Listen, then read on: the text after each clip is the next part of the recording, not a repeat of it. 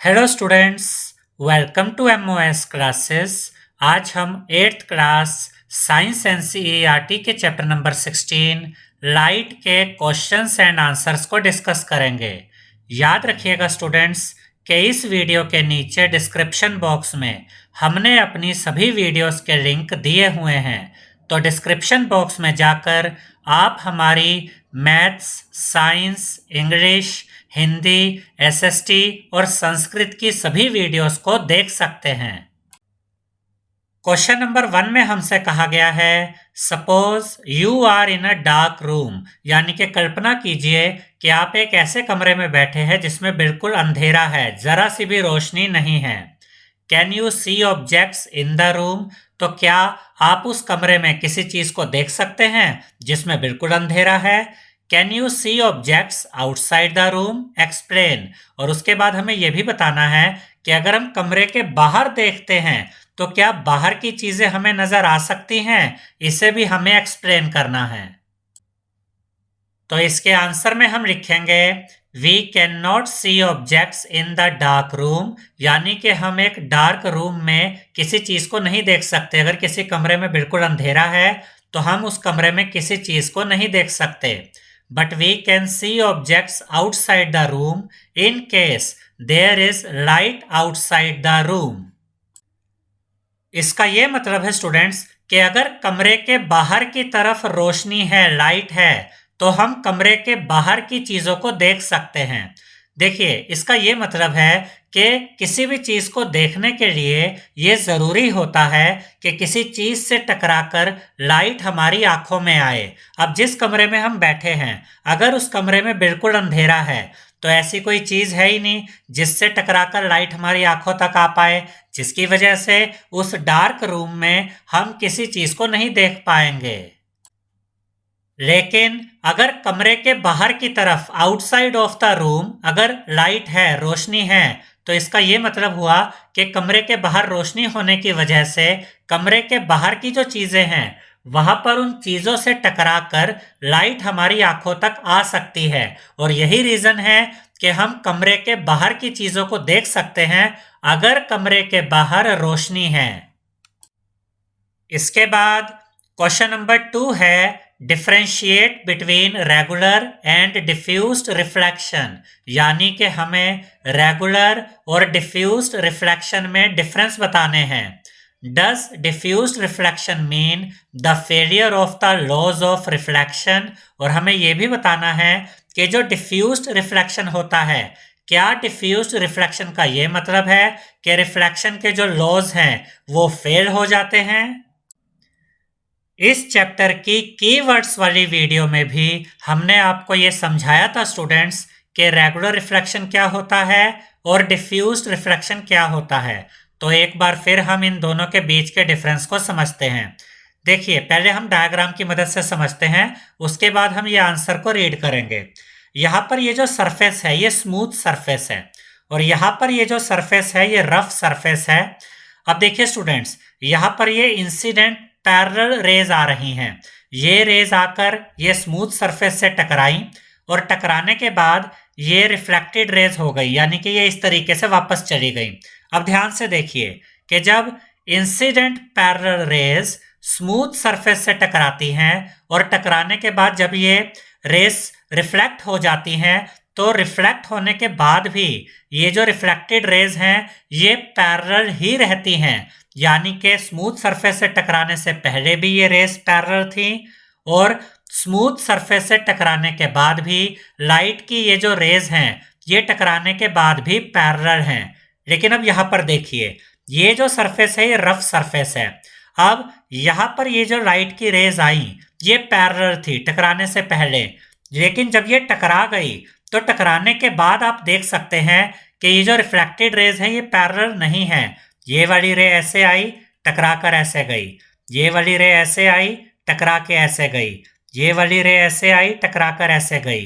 तो यहाँ पर जो इंसिडेंट रेस थी जो आकर टकराने वाली थी इस सरफेस से वो तो पैरेलल थी, लेकिन जो रिफ्लेक्टेड रेज हैं जो टकराने के बाद ये रेज वापस गई, तब ये रेज पैरेलल नहीं थी, क्योंकि ये कैसे सरफेस से टकराई? रफ सरफेस से टकराई। तो ये वाला जो रिफ्लेक्शन है जिसमें लाइट की जो पैरेलल इंसिडेंट रेज हैं ये स्मूथ सरफेस से टकराती हैं और टकराने के बाद जो रिफ्लेक्टेड रेज हैं वो भी पैरेलल ही रहती हैं, तो इस तरह के रिफ्लेक्शन को हम रेगुलर रिफ्लेक्शन कहते हैं। और ये वाला जो रिफ्लेक्शन है जिसमें इंसिडेंट पैरेलल रेज आती हैं, एक रफ सरफेस से टकराती हैं और रिफ्लेक्टेड रेज आपस में पैरेलल नहीं होती, तो इस तरह के रिफ्लेक्शन को हम डिफ्यूज्ड रिफ्लेक्शन कहते हैं। अब देखिए स्टूडेंट्स, यहाँ पर हमने यही लिखा है, तो ये वाला जो कॉलम है इसमें हम रेगुलर रिफ्लेक्शन के पॉइंट्स लिखेंगे और इस वाले कॉलम में हम डिफ्यूज्ड रिफ्लेक्शन के पॉइंट्स लिखेंगे। पहला पॉइंट है regular reflection takes place from a smooth surface, यानी कि जो रेगुलर रिफ्लेक्शन होता है ये स्मूथ सरफेस की वजह से बनता है।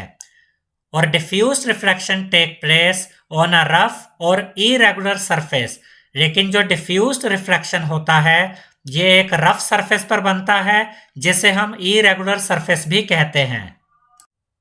इसके बाद सेकंड पॉइंट ऑफ डिफरेंस है the reflected rays are parallel to each other after reflection, यानी कि जब रेगुलर रिफ्लेक्शन होता है तो जो रिफ्लेक्टेड रेज बनती हैं ये भी पैरेलल ही होती हैं। और सेकंड पॉइंट है डिफ्यूज रिफ्लेक्शन का, the reflected rays are not parallel to each other after reflection, यानी कि डिफ्यूज रिफ्लेक्शन में ये जो रिफ्लेक्टेड रेज होती हैं ये आपस में पैरेलल नहीं होती है।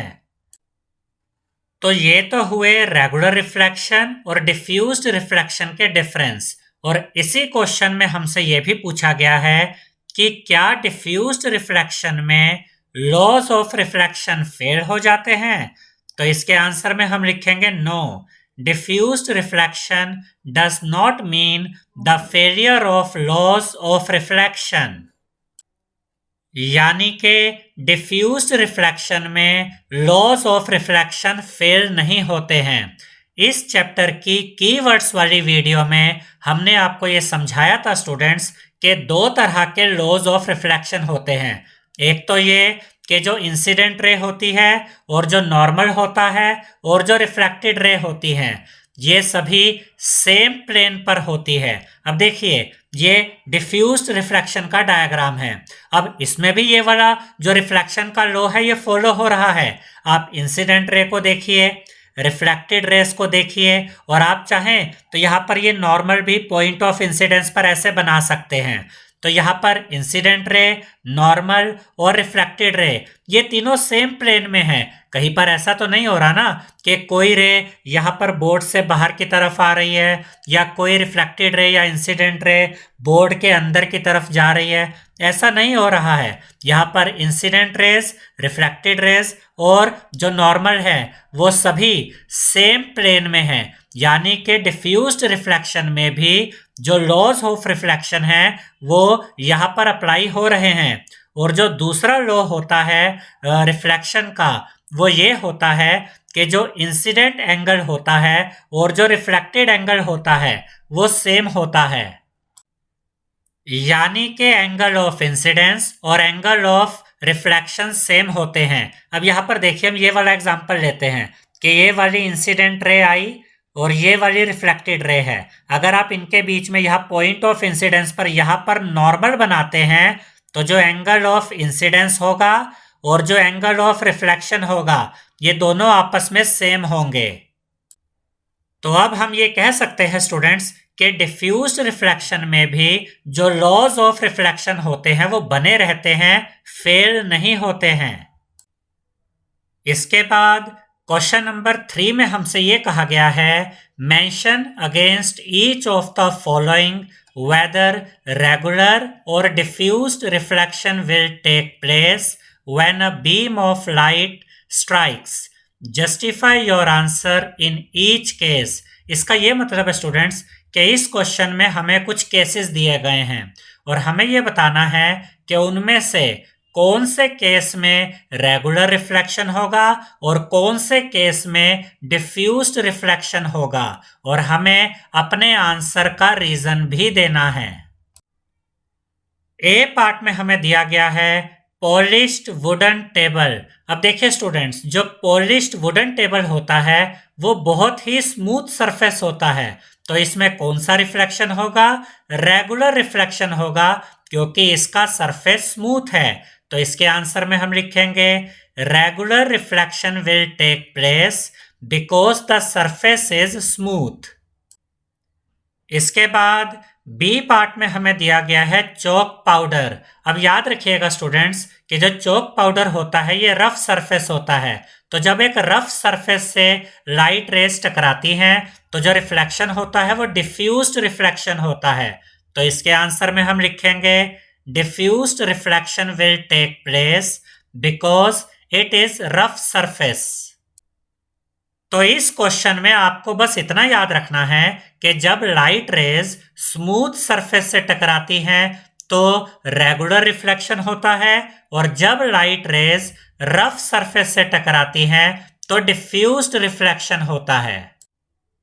अब सी पार्ट में हमें दिया गया है कार्डबोर्ड सरफेस। अब याद रखिएगा स्टूडेंट्स कि जो कार्डबोर्ड सरफेस होता है ये रफ सरफेस होता है, तो जब कार्डबोर्ड सरफेस से लाइट रेज टकराती हैं तो डिफ्यूज्ड रिफ्लेक्शन होता है।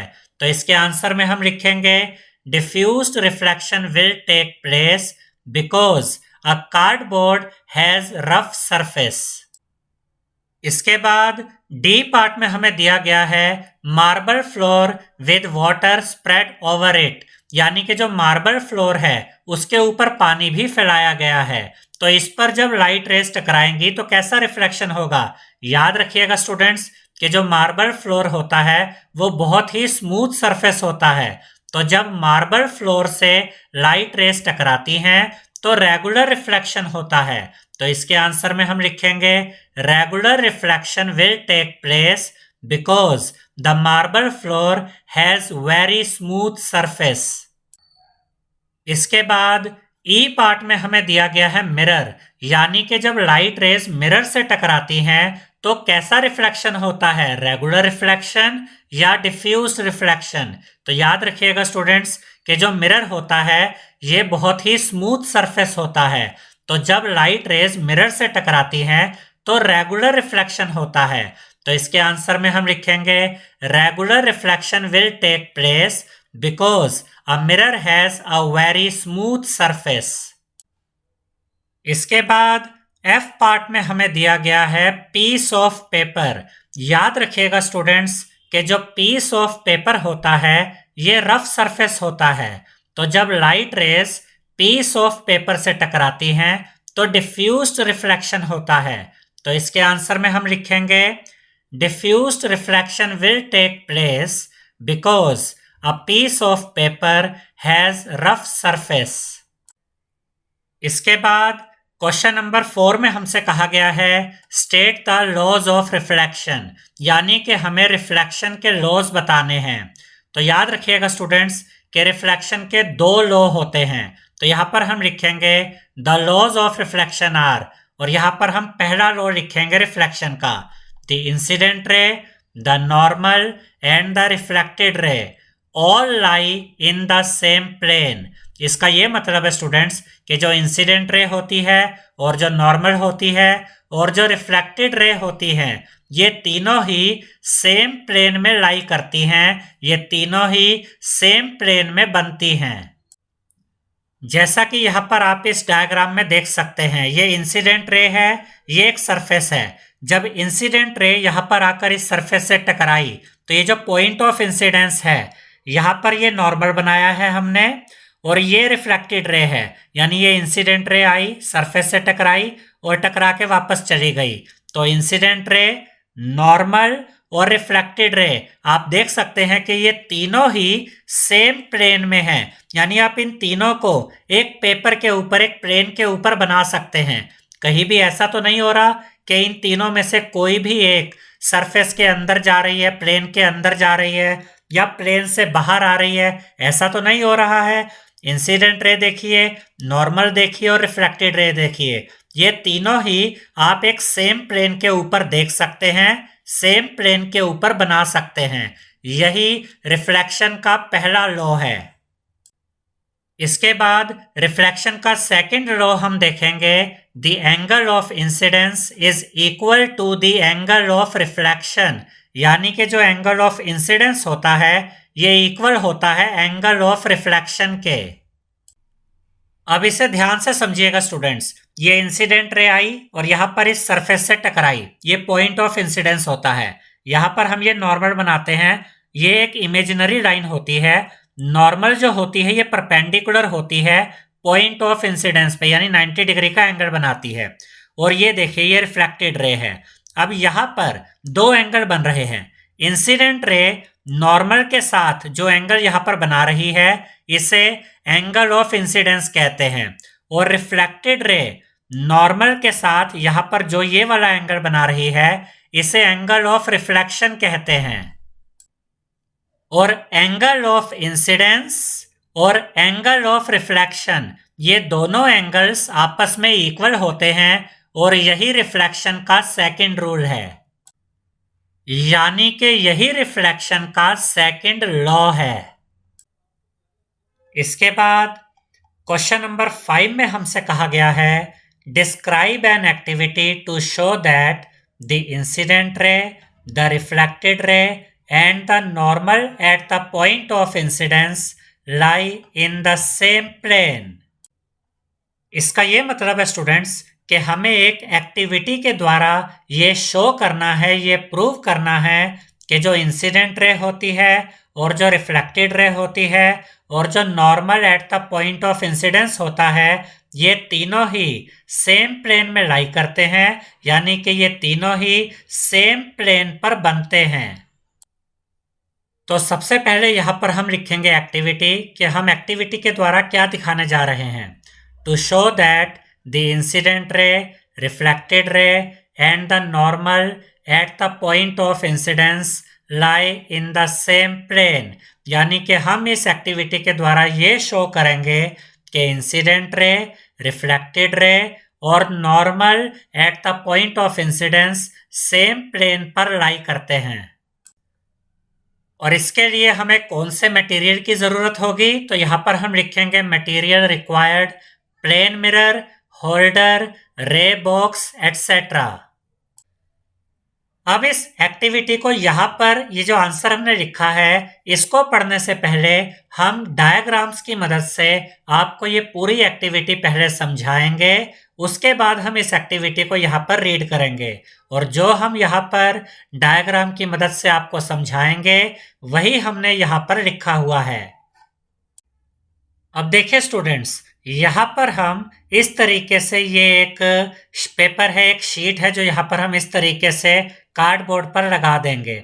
यहाँ पर ये रे बॉक्स है जिसमें ये बल्ब है, यहाँ से ये लाइट रे ऐसे जाएगी जो कि इंसिडेंट रे होगी, और इस पॉइंट पर यहाँ पर इस मिरर से टकराएगी, ये मिरर है।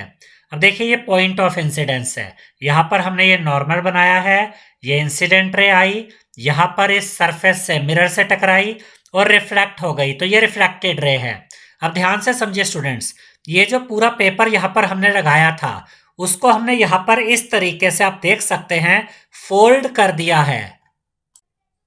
अब ध्यान से देखिए स्टूडेंट्स, जब यहाँ से ये इंसिडेंट रे आई और इस मिरर से टकराकर रिफ्लेक्ट हुई तो ये जो रिफ्लेक्टेड रे है ये यहीं तक शो हो रही है।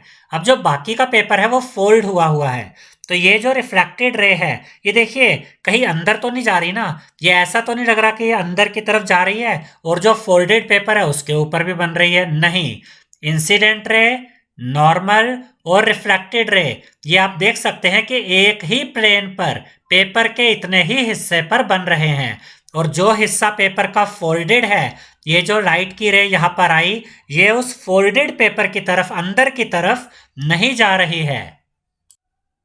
और अब इस डायग्राम को देखिए, यहाँ पर जो फोल्डेड पेपर था उसको हमने वापस पुरानी पोजीशन में ले आए हैं, उसको इस तरीके से ओपन कर दिया है, यानी कि देखिए ये वाला फोल्डेड पेपर था, इसको हम वापस ऊपर की तरफ ले आते हैं तो वो एक नॉर्मल पूरा पेपर इस तरीके से अब दिखाई देगा। अब देखिए ये इंसिडेंट रे है, ये नॉर्मल है और ये रिफ्लेक्टेड रे है। अब ये रिफ्लेक्टेड रे इस हिस्से पर भी आ रही है पेपर के, ठीक है, तो इससे हमने क्या समझा? इससे हमें ये समझने में मदद मिली कि जो इंसिडेंट रे होती है और जो नॉर्मल होता है और जो रिफ्लेक्टेड रे होती है, ये तीनों ही सेम प्लेन पर बनते हैं। यानी इनमें से कोई भी ना तो अंदर की तरफ जाता है ना बाहर की तरफ आता है, ये तीनों ही सेम प्लेन पर लाई करते हैं। अब जैसा हमने आपको समझाया वही हम यहाँ पर प्रोसीजर में लिखेंगे। Fix sheet of white paper a little beyond the edge of the board, यानी यहाँ पर हम बोर्ड के ऊपर एक वाइट पेपर की शीट लगाएंगे और इस शीट को इस तरीके से लगाएंगे कि इसका जो ये वाला हिस्सा है ये बोर्ड के साइड में रहेगा, बाहर की तरफ होगा। Place a plane mirror strip vertically to the paper using a stand, और यहां पर हम ये प्लेन मिरर लगाएंगे। Throw light from a ray box on the mirror, यहां पर आप ये देख सकते हैं कि ये रे बॉक्स है, इसमें ये बल्ब है, यहां से हम लाइट को थ्रो करेंगे और ये लाइट कहाँ जाएगी? मिरर के ऊपर टकराने के लिए जाएगी। उसके बाद आप लिखेंगे मार्क द इंसिडेंट रे, नॉर्मल एंड रिफ्लेक्टेड रे। यहां पर देखिए स्टूडेंट्स, ये इंसिडेंट रे है, ये नॉर्मल है और ये रिफ्लेक्टेड रे है। उसके बाद fold the paper which is beyond the edge of the board, यानी ये जो पेपर का ये वाला हिस्सा है जो बोर्ड से थोड़ा साइड में है उसको आप नीचे की तरफ मोड़ देंगे, इस तरीके से फोल्ड कर देंगे।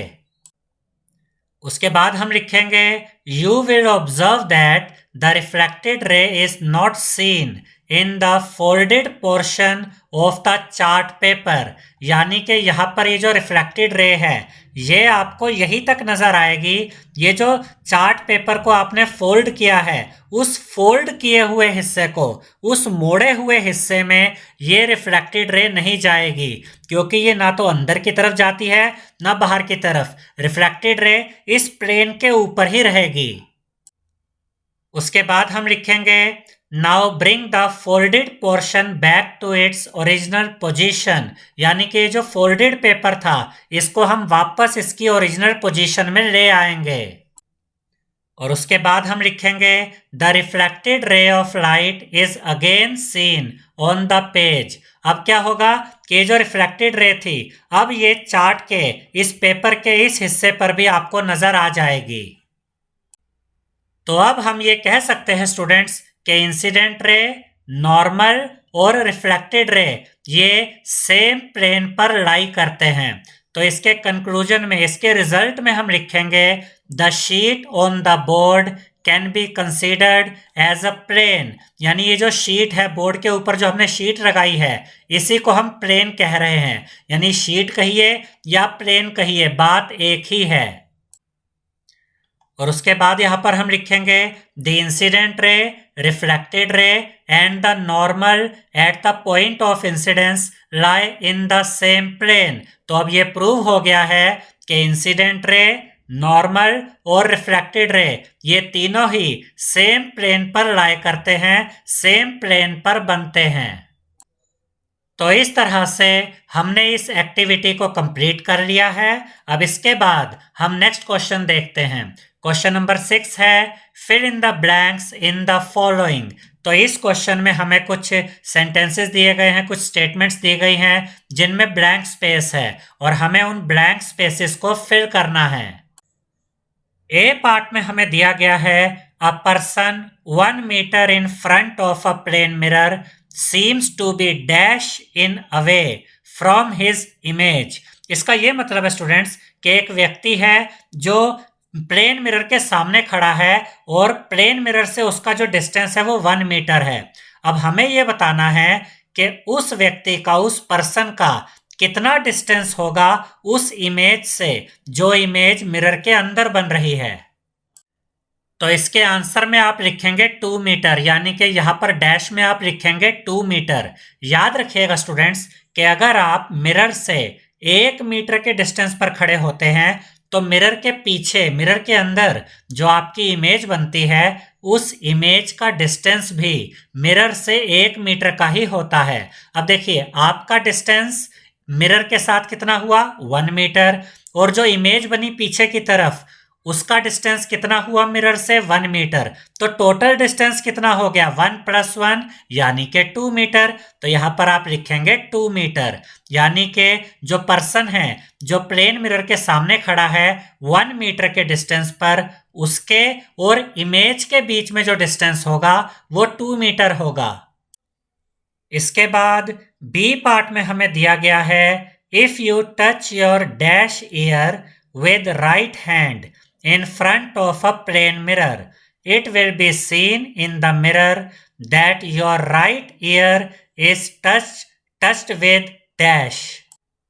इसका ये मतलब है स्टूडेंट्स कि अगर आप अपने डैश ईयर को अपने राइट हैंड से टच करते हैं प्लेन मिरर के सामने, तो प्लेन मिरर में आपकी जो इमेज बनती है उसमें ऐसा लगता है, उस इमेज को देखकर ऐसा लगता है कि आप अपने राइट ईयर को टच कर रहे हैं अपने डैश हैंड से।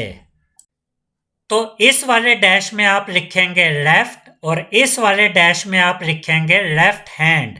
याद रखिएगा स्टूडेंट्स कि जब आप प्लेन मिरर के सामने खड़े होते हैं तो आपकी जो लेफ्ट साइड होती है वो मिरर में राइट नजर आती है और आपकी जो राइट साइड होती है वो मिरर में लेफ्ट नजर आती है। अब यहां पर अगर हम लेफ्ट लिखते हैं और यहां पर हम लेफ्ट हैंड लिखते हैं, अब हम इस सेंटेंस को कैसे पढ़ेंगे? If you touch your left ear with right hand in front of a plane mirror, it will be seen in the mirror that your right ear is touched with left hand. यानी कि जब आप अपने left ear को अपने right hand से touch करते हैं प्लेन मिरर के सामने, तो मिरर में देखने पर ऐसा लगता है कि आपने अपने राइट ईयर को टच किया है अपने लेफ्ट हैंड से। इसके बाद सी पार्ट में हमें दिया गया है the size of the pupil becomes dash when you see in dim light. इसका यह मतलब है स्टूडेंट्स कि जब आप डिम लाइट में होते हैं, जब रोशनी कम होती है, तो आपके जो प्यूपिल का साइज होता है आंख में वो क्या हो जाता है, कम हो जाता है या ज्यादा हो जाता है? तो यहां पर आप लिखेंगे लार्ज। इस चैप्टर की कीवर्ड्स वाली वीडियो में हमने आपको ये समझाया था स्टूडेंट्स कि जब हम डिम लाइट में होते हैं तो हमारा जो प्यूपिल का साइज होता है वो बड़ा हो जाता है, यानी कि जो थोड़ी बहुत रोशनी है या हल्की सी रोशनी है वो भी ज़्यादा से ज़्यादा हमारी आँख में जा सके, इसलिए प्यूपिल का साइज बड़ा हो जाता है, लार्ज हो जाता है जब हम डिम लाइट में होते हैं, जब हम कम रोशनी में होते हैं। इसके बाद डी पार्ट में हमें दिया गया है night birds have dash cones than rods in their eyes. तो यहां पर आप लिखेंगे लेस। अब हम इस सेंटेंस को पढ़ते हैं। Night birds have less cones than rods in their eyes. इसका यह मतलब है कि जो नाइट बर्ड्स होते हैं उनकी आईज में कोन्स लेस होते हैं, यानी कि कोन्स तो कम होते हैं लेकिन रोड्स ज्यादा होती हैं। इस चैप्टर की कीवर्ड्स वाली वीडियो में हमने आपको यह समझाया था स्टूडेंट्स कि आइस के अंदर रेटिना होते हैं और रेटिना में दो तरह के सेल्स होते हैं। एक तो कोन शेप सेल्स होते हैं जिनको कोन्स कहते हैं और एक रोड की शेप वाले सेल होते हैं जिनको रोड्स कहा जाता है। अब जो रोड्स होती हैं ये डिम लाइट में देखने में हेल्प करती हैं और जो कोन्स होती हैं ये ब्राइट लाइट में देखने में हेल्प करती हैं। अब जो नाइट बर्ड्स होते हैं इनका तो जो काम होता है वो तो डिम लाइट में होता है, नाइट में ये बाहर निकलते हैं तो इनको तो ब्राइट लाइट में देखने की इतनी ज़रूरत ही नहीं पड़ती। इसीलिए जो नाइट बर्ड्स होते हैं इनकी आइज में रोड्स ज़्यादा होती है ताकि ये डिम लाइट में अच्छे से देख सके, लेकिन कोन्स कम होते हैं। इसके बाद हमें यहां पर दिया गया है choose the correct option in question 7 and 8, यानी कि क्वेश्चन नंबर 7 में भी हमें कुछ ऑप्शंस दिए गए हैं और क्वेश्चन नंबर 8 में भी हमें कुछ ऑप्शंस दिए गए हैं और हमें इन ऑप्शंस में से करेक्ट ऑप्शन को चूज करना है, क्वेश्चन नंबर 7 में भी और क्वेश्चन नंबर 8 में भी। क्वेश्चन नंबर 7 में हमें दिया गया है angle of incidence is equal to the angle of reflection, और ए ऑप्शन है ऑलवेज, बी ऑप्शन है समटाइम्स, सी ऑप्शन है अंडर स्पेशल कंडीशंस और डी ऑप्शन है नेवर। इसका ये मतलब है स्टूडेंट्स कि एंगल ऑफ इंसिडेंस इक्वल होता है एंगल ऑफ रिफ्लेक्शन के। ए ऑप्शन के अनुसार ऑलवेज, क्या हमेशा एंगल ऑफ इंसिडेंस और एंगल ऑफ रिफ्लेक्शन इक्वल होते हैं, या फिर बी ऑप्शन सही है समटाइम्स, कि कभी कभार ऐसा होता है कि एंगल ऑफ इंसिडेंस और एंगल ऑफ रिफ्लेक्शन इक्वल होते हैं, या फिर C option under special conditions, के कुछ स्पेशल कंडीशंस में ही एंगल ऑफ इंसिडेंस और एंगल ऑफ रिफ्लेक्शन इक्वल होते हैं, या फिर डी ऑप्शन नेवर, यानी कि एंगल ऑफ इंसिडेंस और एंगल ऑफ रिफ्लेक्शन कभी इक्वल नहीं होते।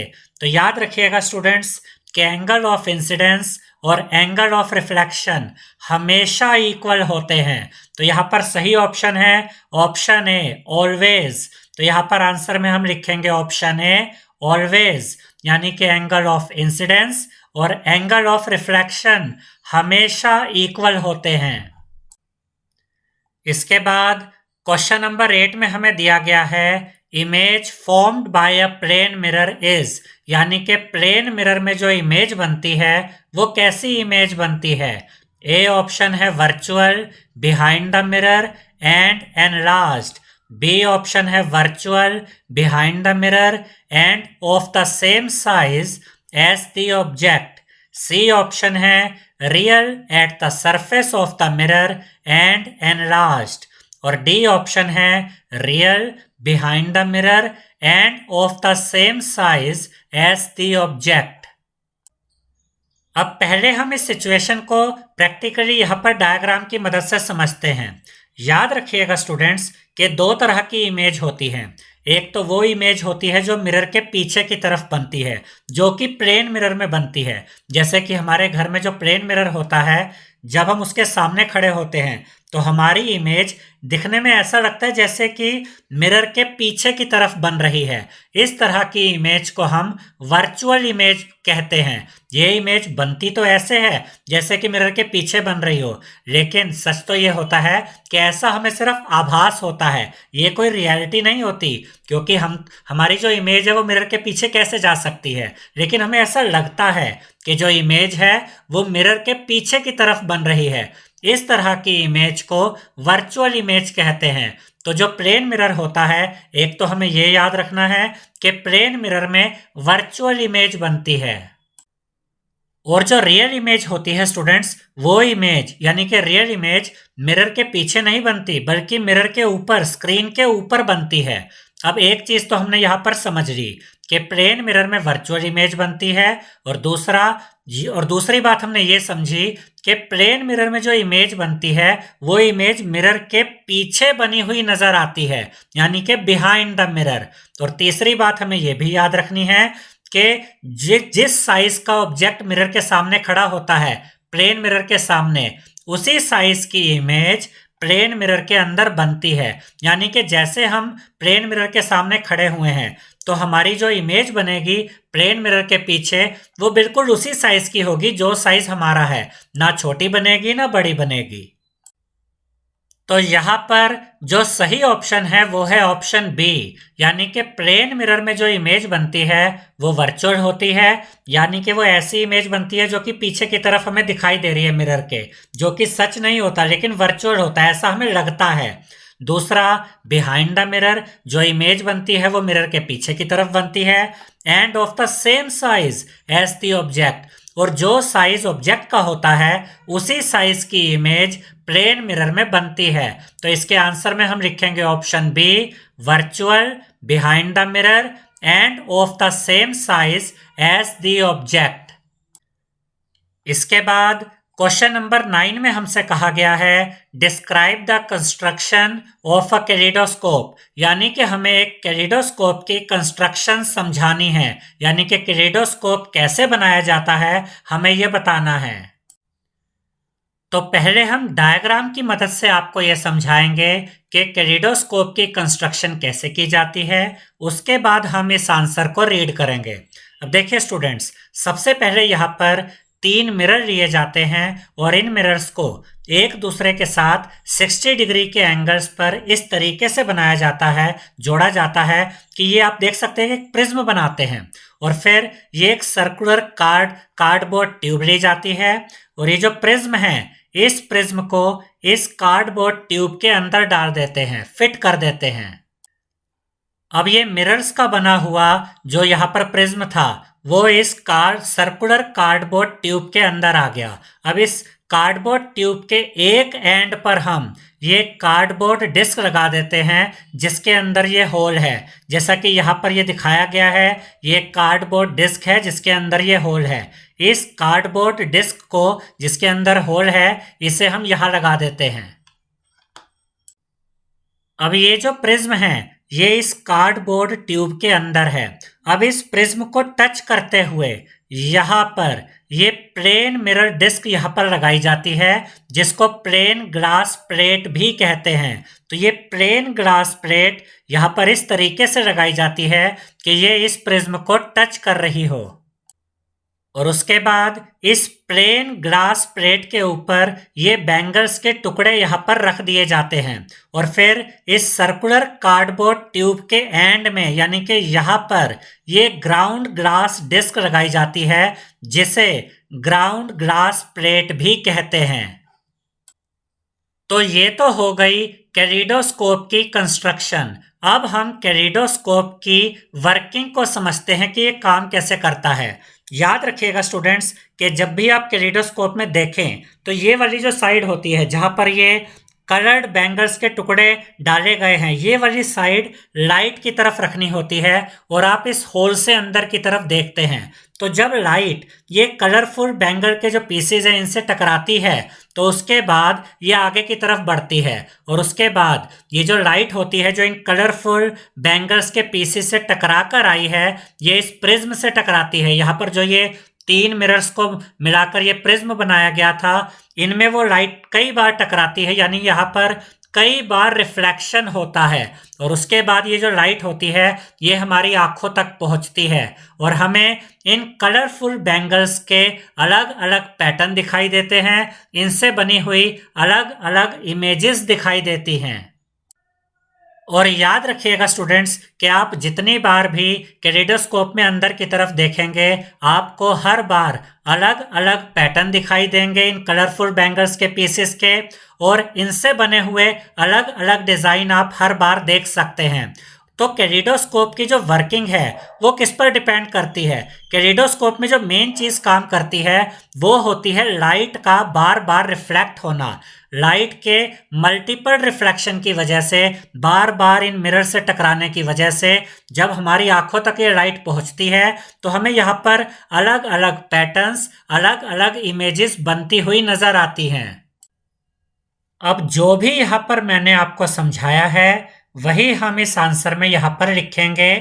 Kaleidoscope is a device based on the principle of multiple refractions, यानी कि कैलिडोस्कोप एक ऐसी डिवाइस होती है जो मल्टीपल रिफ्रैक्शन के प्रिंसिपल पे काम करती है। It consists of 3 long and narrow strips of plane mirrors inclined at an angle of 60 degree to one another forming prism। इसका ये मतलब है स्टूडेंट्स कि 3 मिरर्स को लिया जाता है और एक दूसरे के साथ इन्हें 60 डिग्री एंगल्स पर ऐसे सेट किया जाता है कि यहाँ पर एक प्रिज्म बन जाता है। ये प्रिज्म आप यहाँ पर देख सकते हैं। इसके बाद this is fitted in a tube और उसके बाद इस प्रिज्म को इस ट्यूब के अंदर फिट कर दिया जाता है। इसके बाद one end of this tube is closed by a cardboard disc having a hole at its center। इसका ये मतलब है स्टूडेंट्स कि ये जो ट्यूब होती है जिसके अंदर हमने इस प्रिज्म को फिट किया है इसके एक एंड पर हम ये कार्डबोर्ड डिस्क लगा देते हैं जिसमें होल होता है। उसके बाद to the other end touching the mirrors plain glass plate is fixed on which broken pieces of colored bangles are placed। इसका ये मतलब है स्टूडेंट्स कि यहाँ पर इस तरीके से ये प्लेन ग्लास प्लेट लगाई जाती है जो इस प्रिज्म को टच कर रही होती है और इस प्लेन ग्लास प्लेट पर ये कलरफुल बैंगल्स के जो पीसेस है वो रख दिए जाते हैं। उसके बाद this end of the tube is closed by a ground glass plate, और उसके बाद यहाँ पर इस तरीके से ये ग्राउंड ग्लास प्लेट लगा दी जाती है। तो इस तरह से हमने यहाँ पर कैलिडोस्कोप की कंस्ट्रक्शन को बिल्कुल अच्छे से समझा दिया है। इसके बाद क्वेश्चन नंबर 10 में हमसे कहा गया है draw a labelled sketch of the human आई, यानी कि हमें ह्यूमन आई का लेबल्ड स्केच ड्रॉ करना है। तो यहाँ पर आप ये डायग्राम जो लेबल डायग्राम है ह्यूमन आई का, इसको ड्रॉ कर सकते हैं, जिसमें आप क्रिस्टलाइन लेंस दिखाएंगे। ये लेंस यहाँ पर है। इसके बाद ये एक्वियस ह्यूमर होता है जो कॉर्निया और लेंस के बीच में लिक्विड होता है। फिर आप ये प्यूपिल दिखाएंगे, फिर ये आइरिस दिखाएंगे, फिर आप ये कॉर्निया दिखाएंगे, फिर आप ये सिलियरी मसल्स दिखाएंगे। एक सिलियरी मसल यहाँ होती है लेंस के ऊपर की तरफ, और एक सिलियरी मसल्स ये लेंस के नीचे की तरफ होती है। फिर आप ये रेटिना दिखाएंगे, ये ऑप्टिक नर्व है, और ये विट्रियस ह्यूमर है। ये जेली लाइक स्ट्रक्चर होता है लेंस और रेटिना के बीच वाले पार्ट में। इसके बाद क्वेश्चन नंबर 11 में हमसे कहा गया है Gurmeet wanted to perform activity 16.8 using a laser torch, यानी कि गुरमीत एक एक्टिविटी परफॉर्म करना चाहती थी लेजर टॉर्च का यूज करके। Her teacher advised her not to do so, लेकिन उसकी टीचर ने उसको ये एडवाइस दी कि गुरमीत को लेजर टॉर्च यूज नहीं करनी चाहिए। Can you explain the basis of the teachers advice? तो क्या आप ये एक्सप्लेन कर सकते हैं? क्या आप ये बता सकते हैं कि टीचर ने गुरमीत को यह एडवाइस क्यों दी कि गुरमीत को लेजर टॉर्च का यूज नहीं करना चाहिए? तो इसके आंसर में हम लिखेंगे लेजर टॉर्च कैन हार्म और इवन डैमेज आई, यानी कि जो लेजर टॉर्च होती है ये हमारी आंखों को नुकसान पहुंचा सकती है और हमारी आंखों को डैमेज भी कर सकती है। So her teacher advised her not to use laser torch.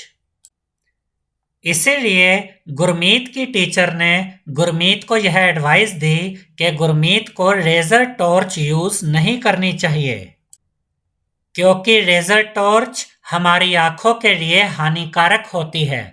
इसके बाद क्वेश्चन नंबर 12 है explain how you can take care of your eyes, यानी कि आपको ये बताना है कि आप कैसे अपनी आंखों की केयर कर सकते हैं, कैसे आप अपनी आंखों की देखभाल कर सकते हैं।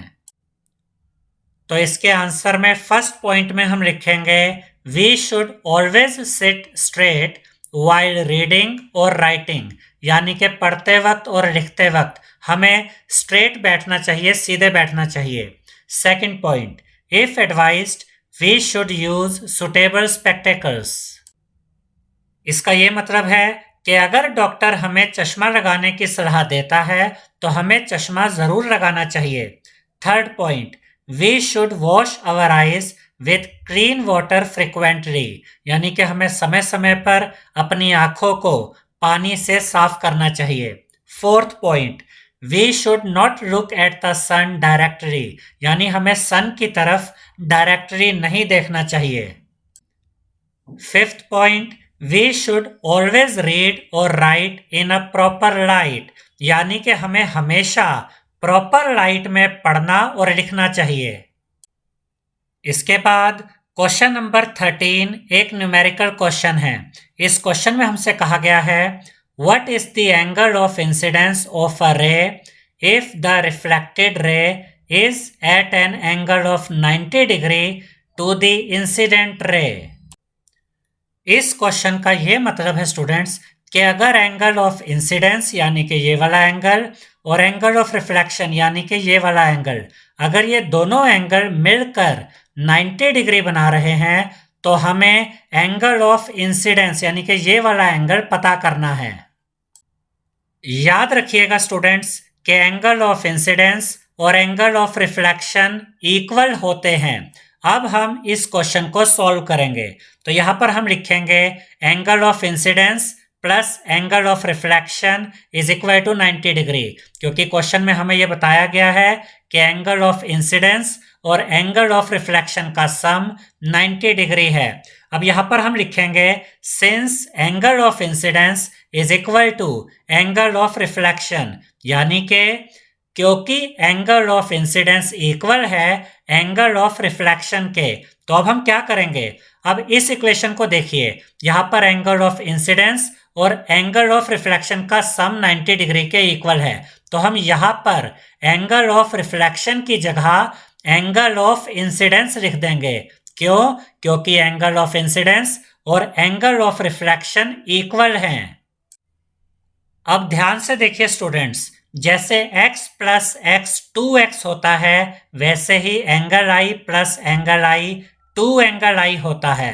तो यहां पर हम लिखेंगे 2 angle I is equal to का साइन यहां पर आएगा, 90 डिग्री भी अपनी जगह पर रहेगा।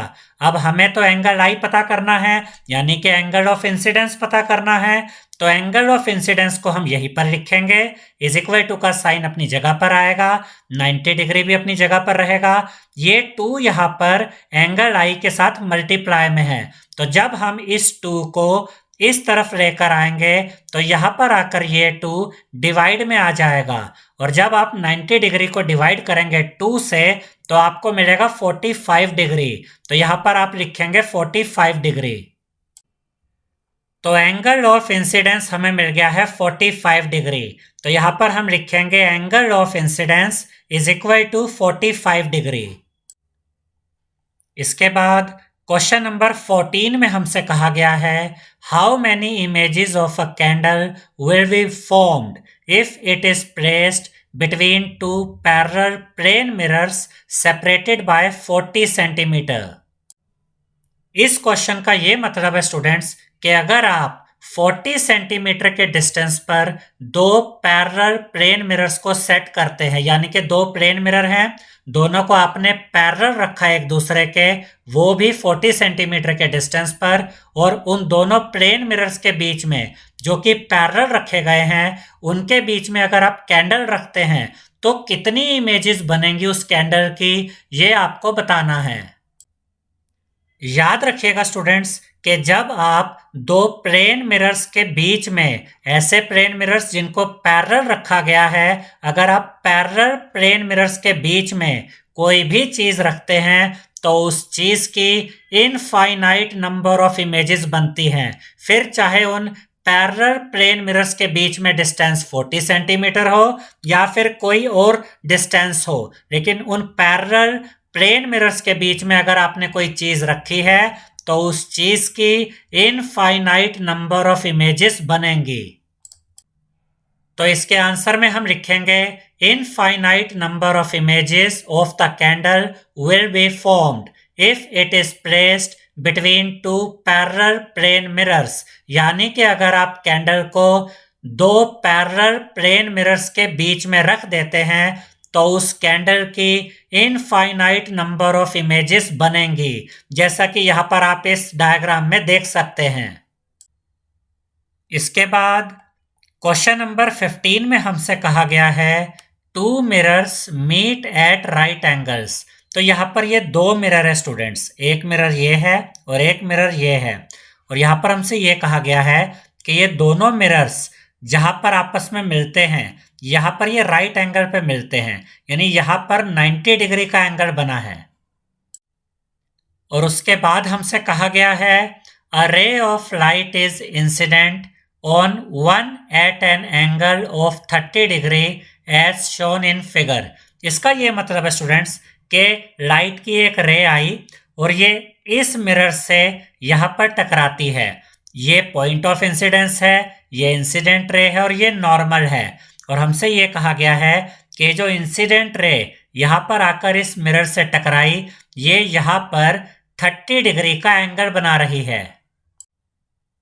इसके बाद यहां पर हमसे कहा गया है ड्रॉ द रिफ्लेक्टेड रे फ्रॉम द सेकेंड मिरर, यानी कि सेकेंड मिरर से हमें रिफ्लेक्टेड रे को ड्रॉ करना है। अब इसका मतलब क्या है, ध्यान से समझिएगा। ये इंसिडेंट रे आई और इस मिरर से टकराई। अब इस मिरर से टकराने के बाद ये वाली जो रे है ये इस तरीके से रिफ्लेक्ट हो जाएगी। अब जब ये रे इस तरीके से रिफ्लेक्ट होगी तो इस मिरर की ये रिफ्लेक्टेड रे इस मिरर से यहां पर कहीं आके टकराएगी, यानी कि इस मिरर की जो रिफ्लेक्टेड रे है वो इस मिरर के लिए इंसिडेंट रे बन जाएगी। और जब ये वाली रे इस मिरर से टकराएगी तो टकराने के बाद ये वाली रे भी रिफ्लेक्ट होगी और हमें इसी रिफ्लेक्टेड रे को यहां पर ड्रॉ करना है। जो इस मिरर से टकराने के बाद रे रिफ्लेक्ट हो रही है उसको यहां पर बनाकर दिखाना है। तो इसके आंसर में आप इस तरह से ये ड्रॉ करेंगे। देखिए स्टूडेंट्स, ये पहला मिरर, ये दूसरा मिरर, यहां पर ये इंसिडेंट रे आई और ये इंसिडेंट रे इस मिरर से टकराने के बाद इस तरीके से रिफ्लेक्ट हुई, ये नॉर्मल है। अब यहाँ पर हमें बताया गया है क्वेश्चन में कि जो इंसिडेंट रे आई ये यहाँ पर 30 डिग्री का एंगल बना रही है। तो जब ये रिफ्लेक्ट होगी तो ये जो रिफ्लेक्टेड रे है ये रिफ्लेक्टेड रे भी नॉर्मल के साथ 30 डिग्री का ही एंगल बनाएगी, क्योंकि एंगल ऑफ इंसिडेंस और एंगल ऑफ रिफ्लेक्शन इक्वल होते हैं। तो अगर ये एंगल 30 डिग्री है तो ये एंगल भी 30 डिग्री होगा।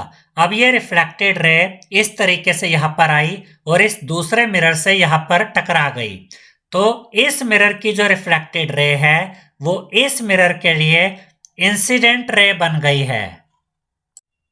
अब इसे ध्यान से समझिएगा स्टूडेंट्स, ये पॉइंट ऑफ इंसिडेंस है जहां पर ये वाली रे आके इस मिरर से टकराई, ये नॉर्मल है। अब जो नॉर्मल होता है ये 90 डिग्री का एंगल बनाता है। अब ध्यान से समझिएगा कि ये वाली रे, ये जो नॉर्मल है और ये आपस में पैरेलल है, ठीक है। और ये रे देखिए ये ट्रांसवर्सल का काम कर रही है। तो ये जो 30 डिग्री एंगल इधर है तो ये एंगल भी 30 डिग्री होगा, क्योंकि ये दोनों अल्टरनेट इंटीरियर एंगल्स हैं। तो अगर ये एंगल 30 डिग्री है तो ये एंगल भी हमें 30 डिग्री मिल गया। और जो नॉर्मल होती है ये यहाँ पर 90 डिग्री का एंगल बनाती है।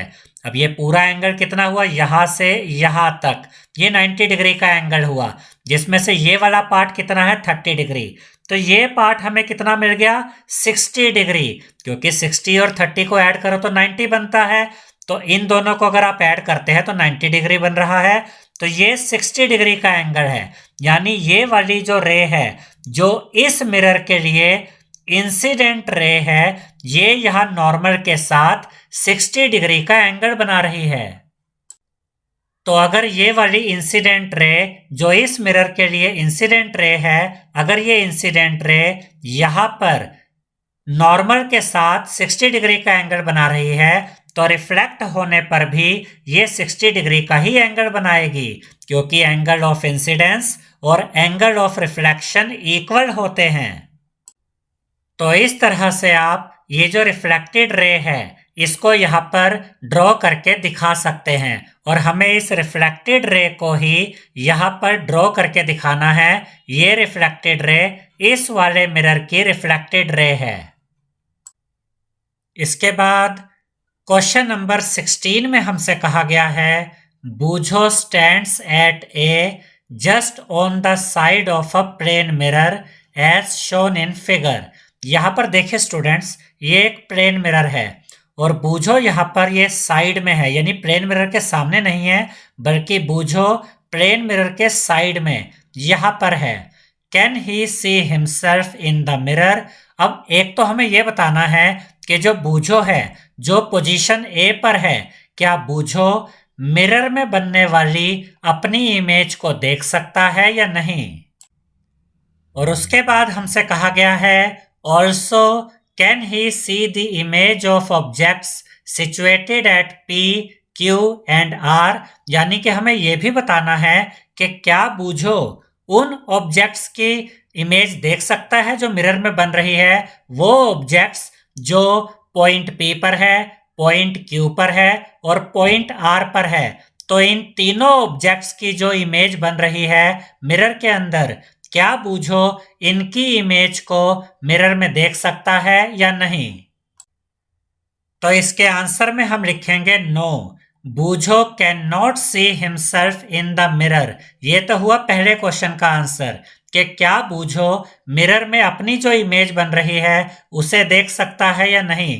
तो यहाँ पर हमने लिखा नहीं, बूझो मिरर में अपनी इमेज को नहीं देख सकता है।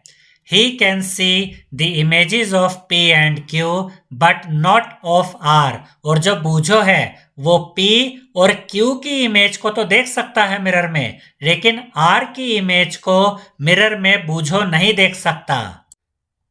अब हम इसे इस डायग्राम की मदद से समझते हैं। तो पहला क्वेश्चन ये था कि क्या बूझो अपनी इमेज को मिरर में देख सकता है या नहीं। तो इसका आंसर हमने लिखा नहीं कि बूझो मिरर में अपनी इमेज को नहीं देख सकता। और उसका रीजन ये है कि बूझो की जो पोजीशन है वो मिरर के सामने है ही नहीं, बूझो तो मिरर के साइड में है।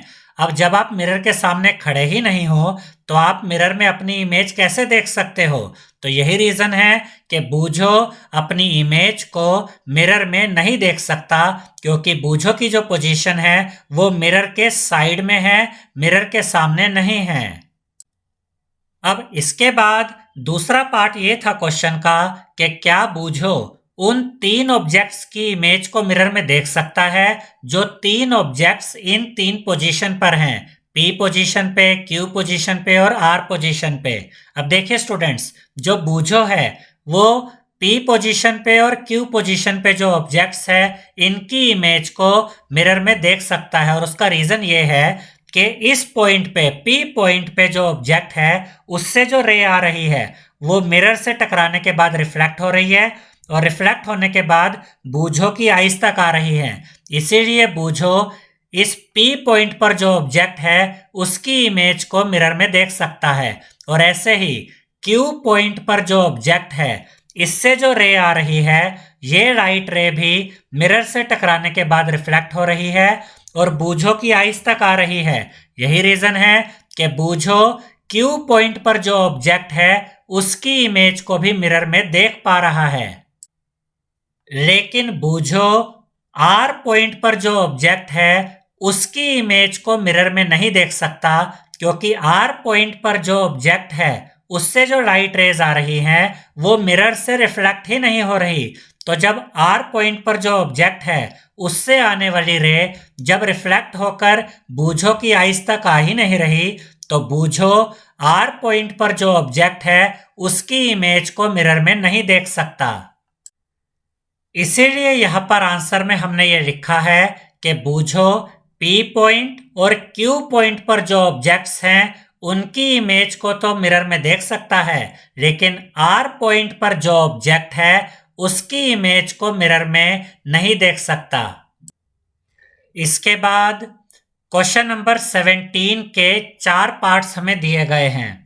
ए पार्ट में हमसे कहा गया है find out the position of the image of an object situated at A in the plane mirror.